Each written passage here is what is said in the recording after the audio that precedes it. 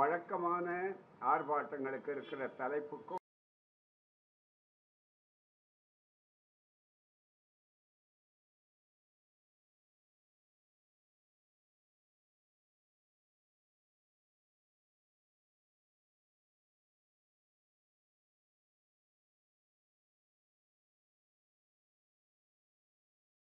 பொறுத்ததுதான். ஒவ்வொரு எழுத்தும் மிக முக்கியமானது. டி என்று சொல்வதற்கும் ஏ என்று சொல்வதற்கும் அடைப்புக்குறிகளுக்கும் கூட சட்டத்தில் வியாக்கியானத்திற்கும் விளக்கத்திற்கும் இடம் உண்டு. எங்களுக்கு சட்டக்கல்லூரியில் நாங்கள் படிக்கிற நேரத்தில் கூட அரசியல் சட்டத்தை பற்றிய ஒரு குறிப்பு எடுத்தார் பிரபலமான ஒரு ஆசிரியர். அவருடைய வகுப்பை நான் ஒருபோதும் தவறவிட்டதே கிடையாது. அந்த குறிப்பில் அவர் ஒன்றை சொன்னது எனக்கு இன்றைக்கும் கூட நினைவிலே இருக்கிறது. நீங்கள் சட்டத்தை படிக்கும்போது திரும்ப திரும்ப அதே சட்டம் தானே என்று நீங்கள் நினைக்கக்கூடாது. ஒவ்வொரு முறையும் ஆழ்ந்து ஆழ்ந்து படிக்கும்போது தான் அதனுடைய முக்கியத்துவம் புது புது சிந்தனைகளை உங்களுக்கு உருவாக்கும், புது புது எண்ணங்களையும் விளக்கங்களையும் தரக்கூடிய வாய்ப்பு கிடைக்கும் என்று சொல்லிவிட்டு ஒரு உதாரணம் சொன்னார். நேரம் அதிகமாக இல்லை, வேகமாக சொல்லிக் கொண்டு வருகிறேன். இது அறிவார்ந்த வழக்கறிஞர்கள் ஒரு பக்கம், போராளிகள் ஒரு பக்கம், இன்னும் கேட்டால் திராவிட கழகத்தோடு வழக்கறிஞர்களோட ரொம்ப கெட்டிக்காரர்கள். நான் அப்படி சொல்றதுனால அவங்களை குறைச்சி மதிப்பில்லை. ஏன்னா தினம் விடுதலை படிக்கிறவங்க, தவறாமல் விடுதலை படிக்கிறவங்க. விடுதலை படித்தா அவங்களுக்கு எல்லா வகையான வழக்குகளும் அங்கே வருது. சமுதாய வழக்குகள் பூரா விடுதலையில் தான் வாதாடக்கூடியதாக இருக்கிறது. ஆகவே அவர்களுக்கு தெரியும் மண்டல் கமிஷன் தான் என்னன்னு தெரியும், இப்போ எத்தனை பேர் இருக்காங்கன்னு தெரியும். ஏன்னா எல்லா செய்திகளும் அங்கே விவாதிக்கப்படக்கூடிய அத்தனை செய்திகளும் அந்த கருத்தாளர்களில் மிக முக்கியமாக வந்துவிடும். அப்படி வருகிற நேரத்தில் அந்த வகுப்பில் சொன்னதை சொல்கிறேன். என்னவென்று சொன்னால், untouchability is abolished and its practice is forbidden by law அப்படின்னு தீண்டாமை ஒழிக்கப்பட்டு விட்டது. அதை எந்த ரூபத்தில் யார் கடைபிடித்தாலும் அது சட்டவிரோதம், சட்டத்தால் தடை செய்யப்பட்டிருக்கிறதுன்னு இந்திய அரசியல் சட்டத்தினுடைய 17வது விதி திருத்தப்பட்டு எல்லாம் இருக்கிறது. இதை பற்றி வகுப்பில் சொல்லும்போது அந்த ஆசிரியர்கள் சொன்னார், அன்டச்சபிலிட்டின்னா தீண்டாமை. அப்போ ஒரு தொற்று நோய் உள்ளவர் ஒருத்தர் இருக்கார், அவரை தீண்டாமை அப்படின்னு ஒதுக்கி வைக்கிறோம். உடனே இந்த 17வது விதி கீழே உடனே அவருக்கு மேலே ஒரு வழக்கு போட முடியுமா அப்படின்னு கேட்டால், ஒரு விளக்கம் சொன்ன என்னுடைய பேராசிரியர் சொன்ன விளக்கம், முடியாது. காரணம் என்னன்னு கேட்டால், இந்த மாதிரி சில வழக்குகள் வர ஆரம்பிச்சது. அப்போ ஒரு செய்தியை சுட்டி காட்டணும். என்னன்னா, அன்டச்சபிள் தீண்டாமை என்பது இருக்கிறத, அது வெறும் வார்த்தை அல்ல, மற்ற இடங்களில் வெறும் வார்த்தை. ஆனால் அந்த குறிப்பிட்ட அந்த பிரிவில் போடப்படும் போது வித்தின் கொட்டேஷன் அடைப்பு குறிகளில் அன்டச்சபிலிட்டி, இந்த அடைப்பு குறிகளுக்கு கூட சட்டத்தில் உயிர் உண்டு. இதுதான் அதனுடைய திட்டம். அதனால் புள்ளி டி என்பதற்கு ஏ என்பதற்கு அர்த்தம் உண்டு. சாதாரணமாக அகராதியில் இருக்கிற அர்த்தம் இருக்கு பாருங்க, அந்த அகராதியில் இருக்கிற அர்த்தத்துக்கும் சட்டத்தில் அதே சொல்லுக்கு வரக்கூடிய அர்த்தத்துக்கும் வேறுபாடு உண்டு. உதாரணமாக இப்போ மே அப்படின்னு வந்தால் செய்யலாம், அதுதான் உங்களுக்கு தெரியும். ஆனால் சட்டத்தில் என்ன படித்து உங்களுக்கு சொல்லிக் கொடுப்பார்கள்னா வழக்கறிஞர் பெருமக்கள் இங்கே இருக்காங்க.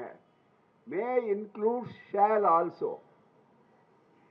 ஷேல்னா கட்டாயம், மேன்னா கட்டாயம் கிடையாது. ஆனால் சில நேரங்களில் மேன்ற வார்த்தை இந்திய அரசியல் சட்டத்தில் இருந்தாலும் இந்த இடத்துல அதுக்கு மேங்கிறது இருக்கலாம்ங்கிறதுல மொழி பிரச்சனையில் வருது. அது மிக முக்கியமாக இது இருந்தாகணுங்கிறது தான். இந்த இடத்துல மே இன்க்ளூட் ஷேல் ஆல்சோங்கிறது தான் தீர்ப்பு, உச்சநீதிமன்ற தீர்ப்பு. அதனால் மிக முக்கியமாக கவனிக்க வேண்டும். ஒன்று, சுருக்கமான முன்னுரை.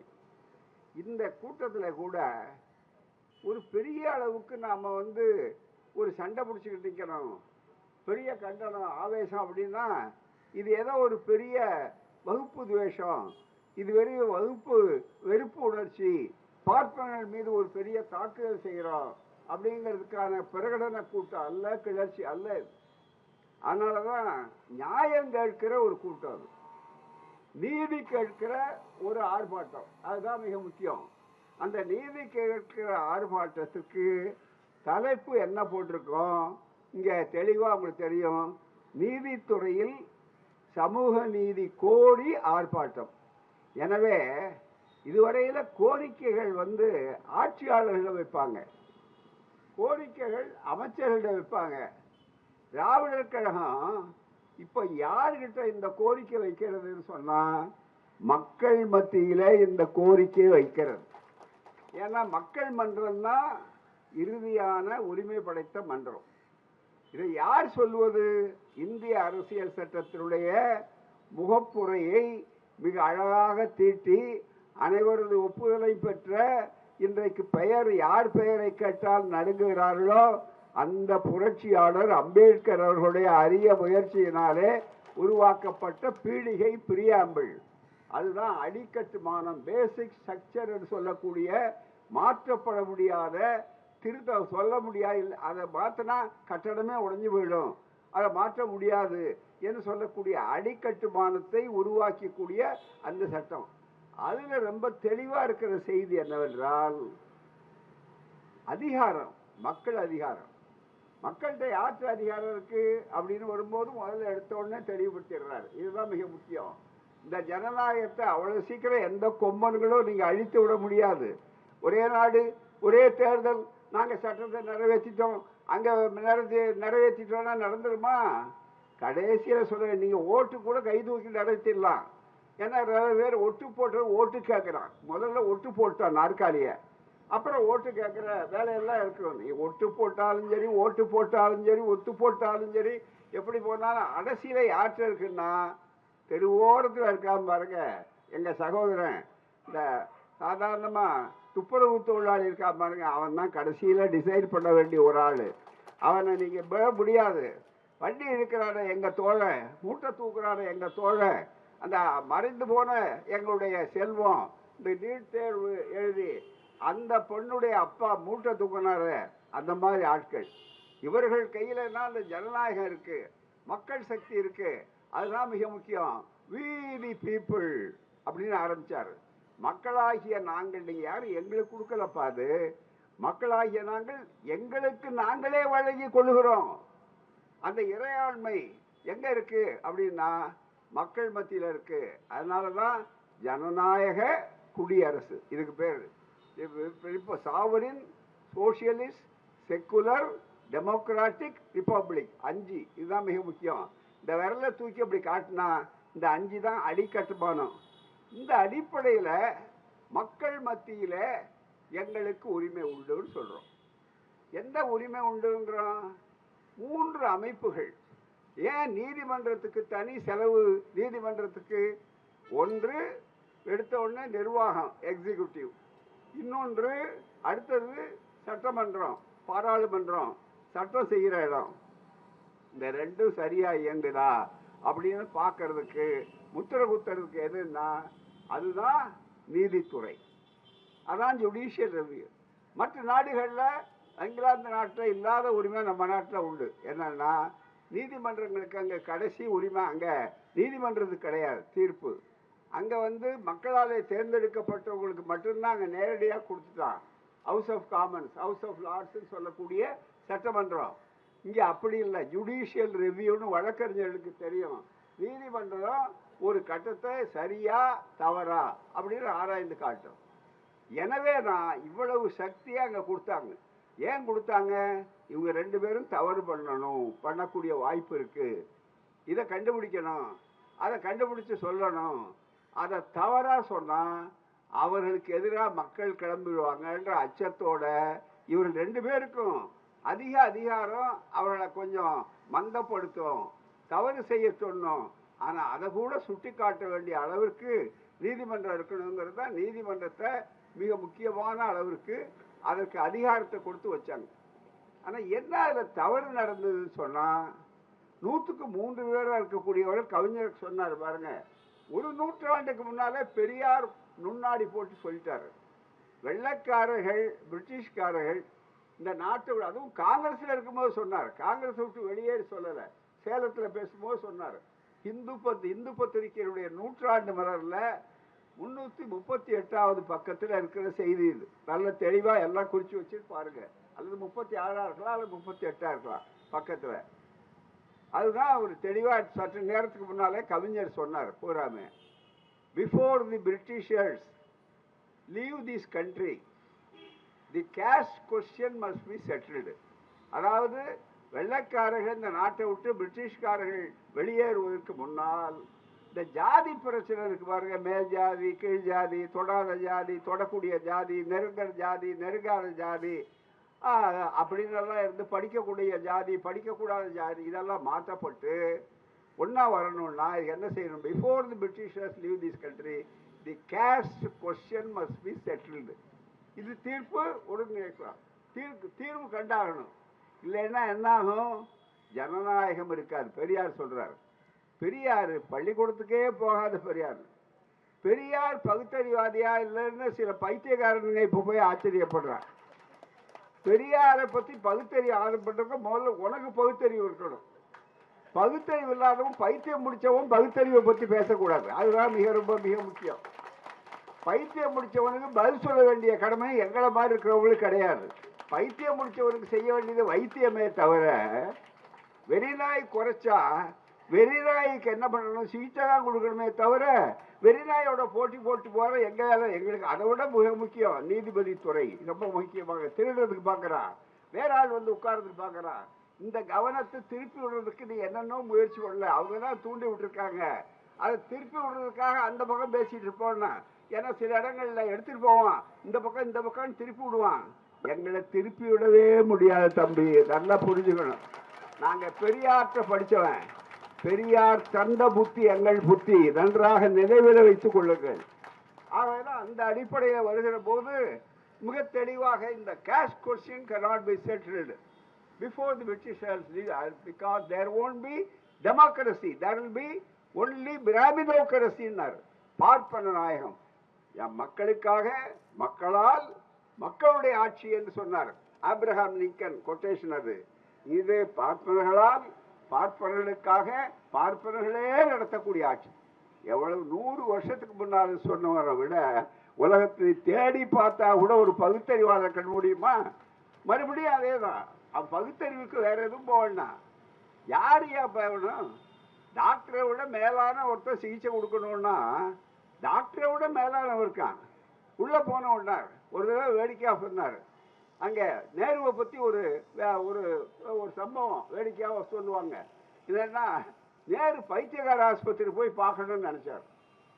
அவர் போன உடனே வாங்க யாரு அப்படின்னு அங்க இருக்கிறவங்க கூப்பிட்டான். அவனுக்கு ஒன்றும் தெரியல. உள்ள நுழைஞ்ச உடனே who are you? I am the prime minister of this country அப்படின்னு அங்க ஒருத்தன். இன்னொருத்தர் இல்ல, he is not the prime minister, நான் தான் பிரைம் மினிஸ்டர்னா. அப்பதான் நேருக்கு புரிஞ்சு இத்தனை பிரைம் மினிஸ்டர் உள்ள இருக்கிறான், நமக்கே பிரைம் மினிஸ்டர் இருக்காரான்னு அவருக்கு சந்தேகம் வந்தது. நான் பைத்தியகார பயிர் உடனே அவர் வெளியே வந்துட்டாரு. அது மாதிரி இன்னைக்கு ரொம்ப பேர் வெளியே வரணும். பைத்தியகார ஆஸ்பத்திரியில் போய் ஆராய்ச்சி பண்ணிட்டு இருக்க கூடாது. அதுதான் ரொம்ப மிக முக்கியமான அடிப்படை. அந்த மாதிரி இருக்கக்கூடிய ஒரு காலகட்டத்தில் இது எவ்வளவு மிக முக்கியமான, எவ்வளவு சிந்தனை உள்ள ஒரு மிக முக்கியமான பிரச்சனை. நாங்க அதுதான் இந்த முதல்ல தலைப்புக்கு வர்றேன். சமூக நீதி கோரி ஆர்ப்பாட்டம், கவனத்தை ஈர்ப்பு ஆர்ப்பாட்டம் எழுதியிருக்கிற அறிக்கையில இருக்கு. இந்த அறிக்கையை படிச்சீங்கன்னா உங்களுக்கு ரொம்ப தெளிவா இருக்கும். நீதிபதிகளை கண்டிச்சு கூட நாங்க சொல்லல. பேச வேண்டிய நேரத்தில் வரும். ஆபரேஷன் பண்ண டாக்டரு ரத்தமும் வரும், சீழும் வரும். வெறும் சீழ் மட்டுமே வரணும்னா அந்த மாதிரி டாக்டர் இனிமேதான் வரணும். அது டாக்டரை பொறுத்தது அல்ல, நோயை பொறுத்தது. அதுதான் மிக முக்கியமே தவிர வேற ஒன்றும் கிடையாது. ஆகவே அப்படிப்பட்ட ஒரு சூழ்நிலையில இன்றைக்கு என்ன கேட்கிறோம்? அரசியல் சட்டமும் அந்த அரசியல் சட்ட விதிகளும் அந்த அரசியல் சட்டத்துக்கு விளக்கம் சொல்லப்பட்ட உச்ச நீதிமன்றத்தினுடைய தீர்ப்புகளும் என்ன இதுதானே. நீங்க வழக்கறிஞர்கள் என்ன செய்யறாங்க? நாங்க சமுதாயத்துக்கு வாதாடுற வழக்கறிஞர் வெளியில. எங்களுக்கு ஞாயிற்றுக்கிழமையிலையும் மக்கள் கோர்ட்டு உண்டு, எங்க கோர்ட்டு. அதனால எங்க விடுமுறையே கிடையாது எங்களுக்கு. ஆனா அப்படி இல்லை, நீதிமன்ற நீதிபதிகள் சொல்வார். அதனாலதான் தந்தை பெரியார் அவரை பற்றி கவிஞர் கண்ணதாசன் அழகா சொன்னார், ரொம்ப அழகா, நீதிமன்றம் நீதிக்கும் நீதி சொல்வார்னாரு. நீதி சொல்ல வேண்டிய அவசியம் வரும்போது நீதி சொன்னார் பெரியார். அதுதான் மிக முக்கியமானது. அப்படிப்பட்ட ஒரு அருமையான சூழ்நிலையில அது சரியா தவறானதுக்கு தீர்ப்புகளை எடுத்து காட்டுறோம். நீங்க கேட்பீங்கல்ல, வழக்கறிஞர் வாதாடும் போது என்ன இதுக்கு அத்தாரிட்டி இருக்கா அப்படின்னு நீதிபதி சொல்றதுக்கு முன்னால இருக்கு, எம்எல்ஜே இத்தனாவது, இது அத்தனாவது இருக்கு என்று ஏஆர் வரிசையா ஆரம்பிப்பீங்க பூராமே. அந்த மாதிரி ரெண்டு விஷயம்தான் ரொம்ப மிக முக்கியம். இங்க நல்லா சொன்னாங்க, எனக்கு முன்னால பேசுற அத்தனை பேச்சாளர்கள் வழக்கறிஞர்கள் தோழர்கள்லாம் சொன்னார்கள், நாங்க என்ன கேட்கிறோம், நாங்க ஏதாவது அரசியல் சட்டத்துக்கு அப்பாற்பட்டதை கேட்கிறோமா, அல்லது ஜனநாயகத்துக்கு விரோதமா ஏதாவது கேட்கிறோமா, அல்லது நாங்களே தான் சாப்பிடுவோம் 100 வருஷமானாலும் 120 வருஷமானாலும், பசியப்பக்காரனாவே இருக்கணும், புளியப்பக்காரன் அஜீரணம் வந்தா கூட அவன் மேல மேல சாப்பிட்டுக்கிட்டே இருக்கணும், அதை விட அவனுக்கு நாங்க தான் சாப்பிடணுங்கிறத விட அடுத்தவன் சாப்பிடாம இருக்கணுங்கிறது தான் அவனுக்கு சொல்றான். அதுதான் மிக முக்கியம். மிச்சம் மீதி மீந்தா கூட கொண்டு வந்து அவன் என்ன நினைக்கிறான், மடங்கள்ல என்ன பண்றான், சாப்பாடு மிச்சம் மீதி இருந்தா பசியோடக்காரன் சாப்பிடுவாங்கிறது இல்லாம குழியோந்து போத, என்ன சாப்பிட்டா தீட்டாயிடும் அப்படின்னு சொல்லக்கூடிய மாதிரி இருக்கு. அந்த மாதிரி நான் கேட்கல. அதுதான் அரசியல் சட்டத்துல போராடி பெற்ற உரிமைகள், அந்த உரிமைகள் இடஒதுக்கீடு, அந்த அரசியல் சட்டத்துக்கே வழிகாட்டின ஒரு மண் இருக்கிறது என்றால் அது தமிழ் மண், அது பெரியார் மண், அது சமூக நீதி மண். எப்படி பெருமைக்காகவா? இல்ல, மாறாக 1928 முதல் முறையாக வகுப்புவாரி உரிமை என்பதை உண்டாக்கி காட்டி பதிவு செய்த பெருமை திராவிடர் இயக்கத்துக்கு உண்டு. அதுதான் முத்தையா முதலியார், அதுதான் டாக்டர் சுப்பராயர் அமைச்சரவை நீதி கட்சி ஆதரவு கொடுத்து வந்தது. அதை செல்லாதுன்னு சொன்ன நேரத்தில் தான் செல்லாதுன்னு மற்றவங்க சொல்றாங்க. நினைச்சு பாருங்க, அரசியல் சட்ட வரைவுல முக்கியமா ஒருத்தர் 4-6 பேர்ல இருக்கிற ஒருத்தர் அல்லாடி கிருஷ்ணசாமி ஐயர். அவர் மிக முக்கியமாக அங்கே எழுதி கொடுத்துட்டு அங்க போய் வழக்கே போடாம, வழக்கு போட தகுதியே இல்லாத ஒரு பார்ப்பன அம்மையார் பித்தலாட்டமா ஏமாற்றமா நான் மனு போட்டேன்னு பொய் சொல்லி ஃபால்ஸ் அஃபிடவிட், பொய் பிரமாண பத்திரம் தாக்கல் செய்து வழக்கு போடுறதுக்கு உரிமையே இல்லாம வழக்கு போட்டு கம்யூனல் ஜியோ செல்லாதுன்னு 28 ஆண்டுல வந்ததை, மிக முக்கியமா 50 வரைக்கும் நீடித்த ஒன்றை, பல அரசாங்கங்களை கை வைக்க முடியாத ஒன்றை பிறகு அரசியல் சட்டம் வாய்ப்புன்னு கொண்டு வந்தாங்க. அம்பேத்கர் அவர்களை போய் பார்த்தாங்க. ஏன் அம்பேத்கர் மேல உள்ள கோபம்? அம்பேத்கரை பார்த்து கேட்கிறோம், அம்பேத்கர் சட்ட அமைச்சர் பதில் சொன்னார். ரொம்ப பேருக்கு வழக்கறிஞர்களே தெரிந்து கொள்ளணும். அம்பேத்கர் அவர்கள் என்ன சொன்னார் தெரியுமா? உச்ச நீதிமன்றம் தீர்ப்பு செல்லாது, வகுப்பு உரிமை என்று தீர்ப்பு கொடுத்த நேரத்தில் உயர் நீதிமன்றம் கொடுத்தது. ஆனா அந்த நேரத்தில் தமிழன் எவ்வளவு புத்திசாலி, தமிழனுடைய சட்ட அறிவு, தமிழ்நாட்டுடைய சட்ட அறிவு எவ்வளவு பெருதுங்கிறதுக்கு உதாரணம் நண்பர்களே. எனது வழக்கறிஞர்கள் பல நண்பர்கள் இதை மேல உங்களுக்கு ஆர்வத்தை உண்டாக்கணும். நீங்க அங்க படிச்சிருக்க மாட்டீங்க, இதை தெரிந்து கொள்ளணும், அதை ஆய்வு செய்யணுங்கிறதுக்காக தான் இந்த நேரத்தை நான் இதெல்லாம் கொஞ்சம் சேர்த்து சொல்றேன், அடியில சுருக்கமா சொல்றேன். நீதிபதி சோமசுந்தரம்னு இருந்தார். அவரே பெரிய அளவுக்கு போராடி ஓமந்தூரார் நேருவோட போராடினார். ராஜகோபாலாச்சாரியார் ஒரு ஐயங்காரை கொண்டு வந்து பரிந்துரை செய்தார். கவர்னர் ஜெனரலா இருந்து பிறகு உள்துறை அமைச்சரானவர் சொன்னார், எனக்கு இந்த மந்திரி பதவி வேண்டாம், முதல் மந்திரி பதவி வேண்டாம், நான் சொன்னவரை போடணும். ஏன்னா காலங்காலமா ஒரு தமிழர் இங்க நீதிபதியா இல்லை, உச்ச நீதிமன்றத்தில் ஒரு பார்ப்பன அல்லாதார் இல்லை. அதுக்கு தான் சிதம்பரம், நாகபூஷணம், சோமசுந்தரத்தை நாங்கள் பரிந்துரை செய்திருக்கிறோம். யோக்கியமானவர், திறமையானவர், சட்டம் தெரிஞ்சவர், அது எல்லாம் குறைந்தா சொல்லுங்க. அதை விட்டுட்டு வேற ஒரு ஐயர் வி.கே. திருவேங்கடாச்சாரியார், அவர் ராஜகோபாலாச்சாரியார் சொல்றார். அவர் வி.கே. திருவேங்கடாச்சாரியார், இவர் ராஜகோபாலாச்சாரியார். இவர் ஒன்றும் இல்லை, அவர் சோமசுந்தரம் பிள்ளை, இவர் ஓமந்தூரார் ரெட்டியார். எந்த ஒன்றும் ஜாதியோ மற்றதோ ஒன்றும் கிடையாது. மிக நான் ஜாதிக்காக சொல்லலை, நீங்க புரிந்து கொள்ளுங்கிறதுக்காக சொல்ல வர்றேன். அப்படிப்பட்ட நேரத்தில் நேரு என்ன சொல்றாரு, கொஞ்சம் ராஜாஜி கேட்கிறாங்க. ராஜாஜி கேட்டா செய்யுங்க, ஆனால் நான் பதவியை விட்டு வர்றேன், வேற ஒருத்தரை போட்டு இருந்தேன். உடனே அலண்டு போய் சொல்றார். அப்படிப்பட்டவர்கள் மூலமா வந்தவர் அவர். என்ன எழுதுறீங்களா, அந்த தீர்ப்புல கம்யூனல் ஜிஓ தீர்ப்புல உயர்நீதிமன்ற தீர்ப்பிலேயே செல்லாது என்று மற்றவர்கள் சொன்ன நேரத்தில் 4 நீதிபதிகள் 3 நீதிபதிகள் சொன்ன நேரத்தில் இவர் ஒரு நீதிபதி அதில் அவர் சொல்றார் டிசென்டிங் ஜட்ஜ்மெண்ட் அப்படின்னு. இது செல்லும், 46வது விதிப்படி இது செல்லும். அதுக்குன்னு அவர் டிசென்டிங் நோட் எழுதினார். பிறகு வந்த வழக்குகள் எல்லாம் பெரும்பான்மையுடைய கருத்தை ஏற்றுக்கொள்ளாமல் உச்சநீதிமன்றம் பிறகுதான் இந்த டிசென்டிங் சோமசுந்தரம் வழக்கத்தான் சரியான நீதி என்று சொல்லி பின்னால் பல வழக்குகளில் பின்பற்றினார்கள். அதற்கு ஈடுகாட்டு வேணும்னா Om Prakash versus state of பஞ்சாப்ங்கிற ஒரு வழக்கு உடனடியாக வந்தபோது மெஜாரிட்டி தீர்ப்பை எடுத்துக்கொள்ளலை. அதுக்கு பதிலாக மைனாரிட்டி சோமசுந்தரம் தீர்ப்பைத்தான் எடுத்தார்.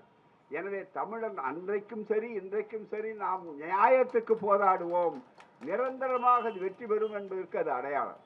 அதன்படி பார்த்த பிற்பாடு அந்த நீதிபதி அந்த வகுப்பு உரிமை இது அத்தனையும் போன நேரத்தில் சட்ட அமைச்சராக இருக்கிறார். அப்பவும் அவரை போய் கேட்குறாங்க அம்பேத்கரை பார்த்து, என்னங்க நான் சட்டப்படி பதில் சொல்கிறேன். அம்பேத்கருடைய அறிவு நாணயம் கெட்டிக்காரத்தனை எப்படி பாருங்க. Even though I am bound by the judgement of the Supreme Court அவர் சொல்றார். நான் உச்ச நீதிமன்றத்துடைய தீர்ப்புக்கு கட்டுப்பட்டவன் தான். ஏன்னா சட்டப்படி யாராக இருந்தாலும் உச்ச நீதிமன்ற தீர்ப்பு கட்டுப்பட்டவன். I am bound even though I am bound by the decision of the Supreme Court but I am not bound to respect the சேம்னாரு. மிக முக்கியமாக நான் அதுக்கு கட்டுப்பட்டவனே தவிர மதிக்க வேண்டிய அவசியம் இல்லை, அது மதிக்கக்கூடிய தீர்ப்பா இல்லைன்ட்டார். இவ்வளவு துணிச்சல் வந்ததுனால தான் அம்பேத்கரை இன்னமும் பார்த்து பயப்படுறார். மிக முக்கியமா அதோடு மட்டுமல்ல இன்னொரு கருத்தை சொன்னார். ஒரு குறிப்பிட்ட பிரிவை சொன்னார் அரசியல் சட்டத்தில் 29ல் ஒன்லிங்கிற ஒரு வார்த்தை இருக்குங்க, அதை வாதாடின வழக்கறிஞர் அரசு வழக்கறிஞரே சொல்லலைங்க அப்படின்னு எடுத்து சொன்னார். எனவே நம்ம ஆட்கள் சட்டத்தில் திறமையில அறிவில் யாரும் குறைஞ்சவங்க இல்லை. அப்படிப்பட்டவர்கள் நீதிபதி ஆக்குங்க, உங்களுக்கு வர்ற பங்கை நீங்க அனுபவிங்க. நீங்க சொன்ன மாதிரி நீங்க அதை விட்டுருந்தாலும் நாங்க சொல்ல வரல, இருக்கிறத நியாயப்படுத்தி கொடுங்க, அவ்வளவுதான்.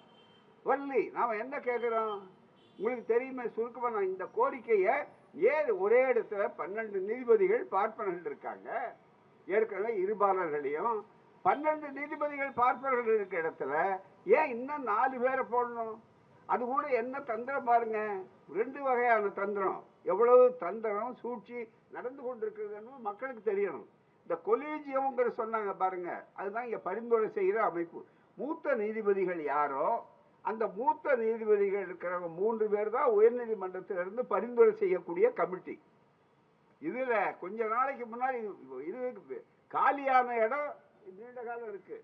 அதுல ஒருத்தர் கிருஷ்ணகுமார்னு இருந்து இப்போ நாகாலாந்துக்கு போயிருக்காரு. மிக முக்கியமா மிசோரமா மணிப்பூர் போயிருக்காரு. வடக்க அனுப்பிச்சிட்டாங்க எல்லாமே. எது சிக்கலான இடமோ அந்த இடத்துக்கு தான் தமிழம் போறான் தைரியமா. அந்த இடத்த என் மாடு துணிச்சலா இருக்கு, அந்த இடத்துக்கு போயிருக்காரு. மணிப்பூருக்கு போயிருக்காரு. மணிப்பூர்னாலே மோடிக்கு அது இந்தியாவில் இருக்காங்கிறதே அவருக்கு பிரதமருக்கு சந்தேகம். ஏன்னா போனதே கிடையாது. மோடி போகாத மாநிலத்துக்கு கிருஷ்ணகுமார் தமிழம் போயிருக்கிறாரு, நீதிபதி பதவி போயிருக்காரு. மோடி பிரதமருங்கிற முறையில் அவர் தனிப்பட்ட முறையில் எத்தனையோ முறை போயிருக்கலாம், நாளைக்கும் போவார், அது வேற ஒன்றும் இல்லை. அப்படிப்பட்ட ஒரு இடத்துல அவர் அனுப்பிச்சாங்க. என்னடா நம்ம ஆளுக்கு பரவாயில்ல, எப்படியோ நீதிபதி ஆயிட்டாரு, ஏதோ சின்ன ஊர் ஆனார்னா அப்படின்னு நினைச்சு மகிழ்ந்து பாராட்டோம். அப்புறம் தான் விஷயம் புரியுது என்னன்னா, இவர் தலைமையில தான் அந்த பரிந்துரை செய்யணும். அவரை உடனே நீதிபதியாக அங்கே அனுப்பிச்சு விட்டா அடுத்து வர்றவர் யாருன்னு பார்த்தான், அவள் தான் அப்படின்னு உட்கார்ந்துருக்கார். வடக்கே இருந்து இங்க வந்துட்டார். எவ்வளவு தந்திரம் பாருங்க. அவர் வந்த உடனே என்ன ஆகுது, 3 பேர்ல எல்லாரும் ஒருத்தர் தான் அவங்க, 2 பேர் அவர்கள் பார்ப்பன அல்லாதான்னு இருந்தது இந்த பரிந்துரை கமிட்டி. இப்போ அங்கேருந்து ஒரு ஐயர் வந்துட்டார். இங்கேருந்து பாலக்காட்டுக்கு போனவர் தான் அவர். தமிழ் எல்லாம் பேசுவார்னாரு, வந்திருக்காரு, சரி ஏதோ கடமையை செய்கிறார். அவர் வந்த உடனே இப்போ என்னாச்சு, இங்கே இருக்கிறவர் ஏற்கனவே ஒரு பார்ப்பனர். 3 பேரில் 2 பேர் அது எப்படி அந்த கணக்கு எப்படி பாராளுமன்றத்தில் வர்ற மாதிரி எவ்வளவு தந்திரங்கள் செய்கிறாங்க பாருங்க, அதை போட்டாங்க. அதுக்கு அடுத்து எங்கள் நண்பர்கள் சொன்ன மாதிரி ஒரே பட்டியல் அனுப்பினா 4 பார்ப்பனர்களை உடனே சேர்த்து அனுப்பிச்சிட்டாங்கன்னு சத்தம் வரும். அதுக்காக என்ன பண்ணுறோம்னா முன்னாடி 2 பேர், அப்புறம் அந்த பட்டியலை ரெண்டாக்கி அதை இன்னும் 2 பேர் எப்படி இருக்கு பாருங்க. அதாவது எவ்வளவு தந்திரம், எவ்வளவு மோசடி. இது இந்தியாவில் என்ன கேட்குறோம் நாங்கள்? இப்போ நேற்று வழக்கறிஞர்கள்லாம் போயிருக்கிறாங்க, நாங்கள் மட்டும் கேட்கல, ரொம்ப பாராட்டுறோம். இப்போல்லாம் முந்தைய நாங்கள் மட்டும்தான் குரல் கொடுத்தோம், இன்னைக்கு அப்படி இல்லை. எல்லா வழக்கறிஞர்களுக்கும் விழிப்புணர்ச்சி ஏற்பட்டிருக்கிறது, நாங்கள் பாராட்டுறோம். அதனால தான் வழக்கறிஞர்கள் நிறைய வந்திருக்கீங்க. இங்கே இந்தியா பூராலையும் வழக்கறிஞர்களுக்கு வரணும். தமிழ்நாட்டில் நிறைய வந்துருச்சு, மற்றவர்களுக்கு வருது.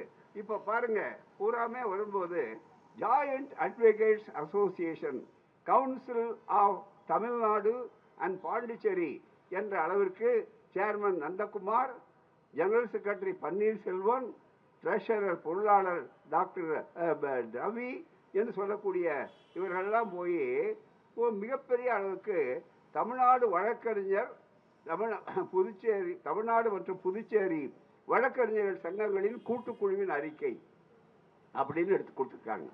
இந்த கூட்டுக்குழுவினுடைய அறிக்கையை இதில் தெளிவாக சொல்லியிருக்காங்க.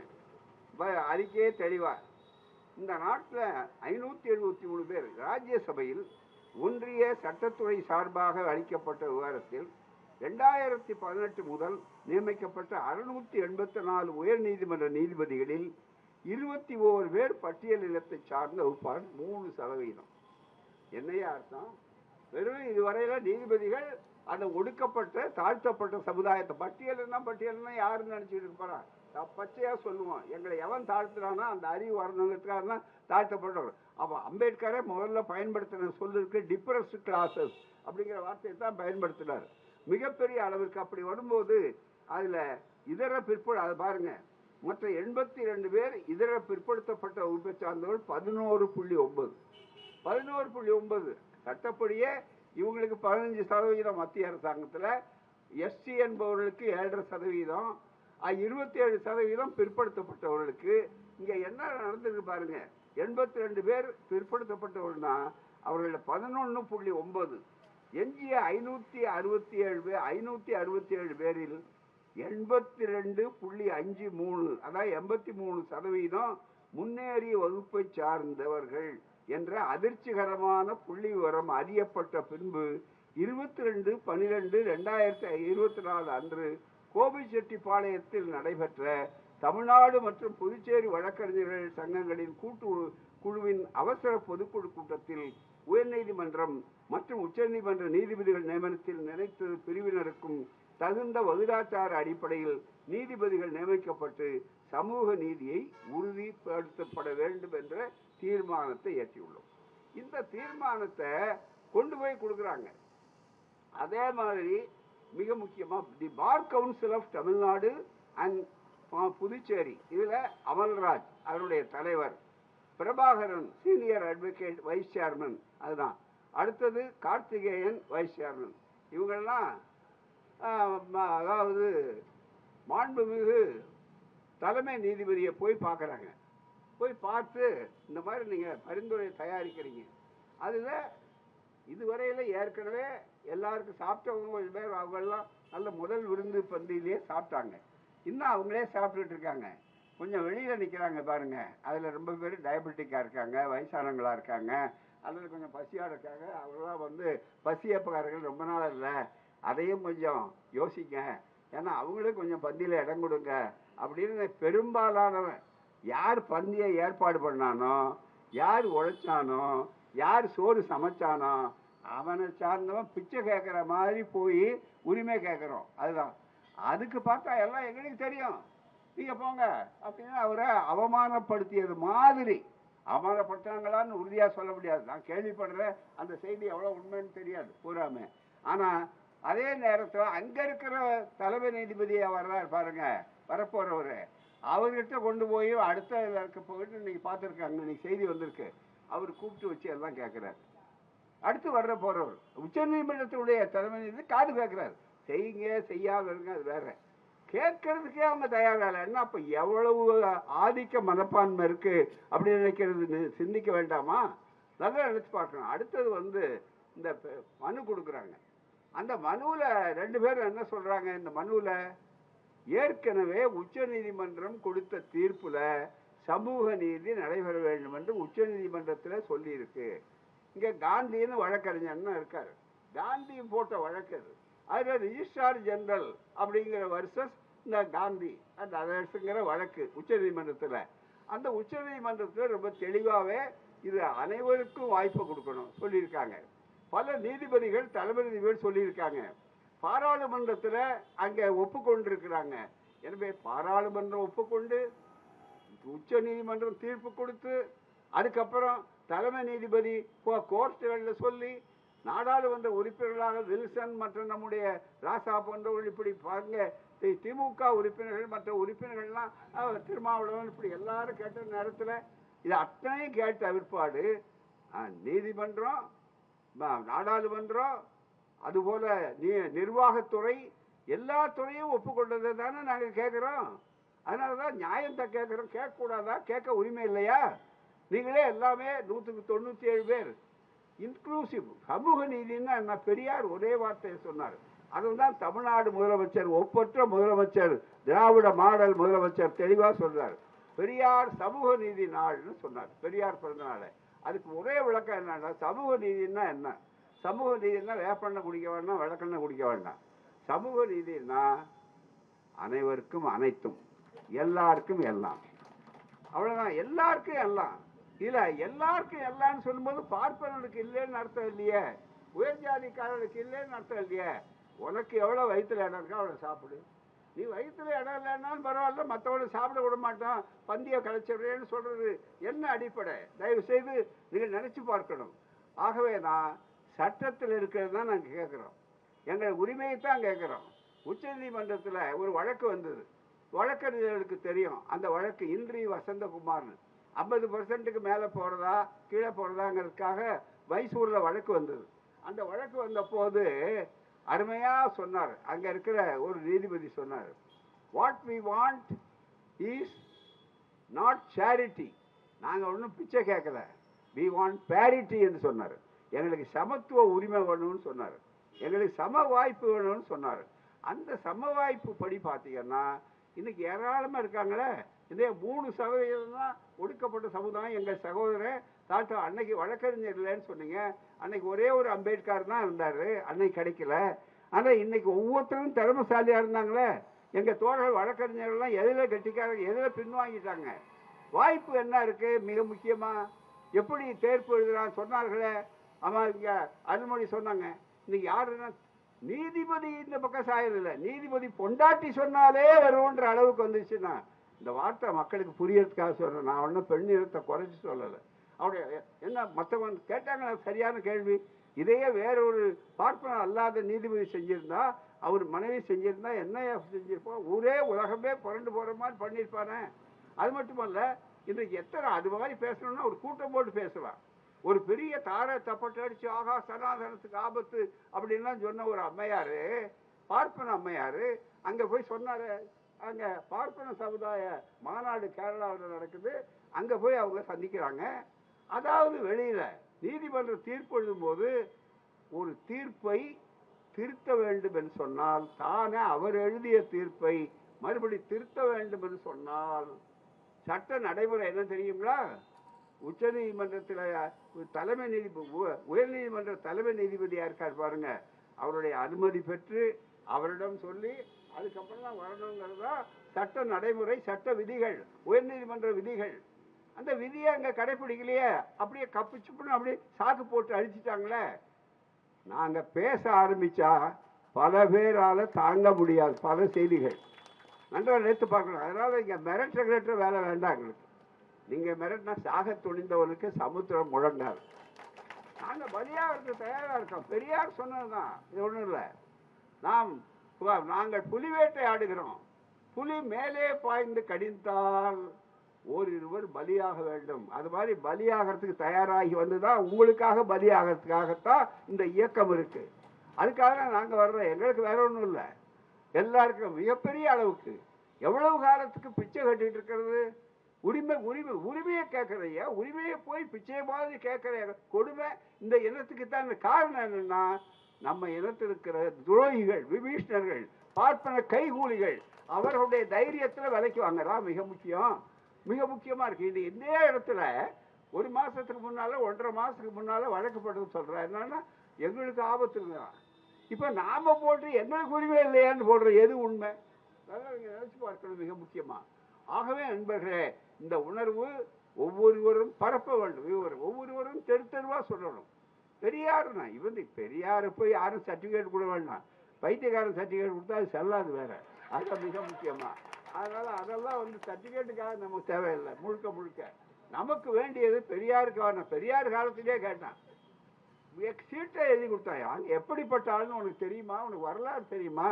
எவனோ சொன்னதை வச்சுக்கிட்டு எவனோ வாந்தி எடுத்ததை நீ போய் வாந்தி எடுத்த, அந்த வாந்தி எடுத்ததை மறுபடியும் ஒழுங்கிட்டு நீ இந்த வெறிநாய்கள்லாம் வேற குறைக்குதுன்னு சொன்னால் அதுக்கு பதில் சொல்லணுமா? அது தேவையில்லையே, அவசியம் இல்லை.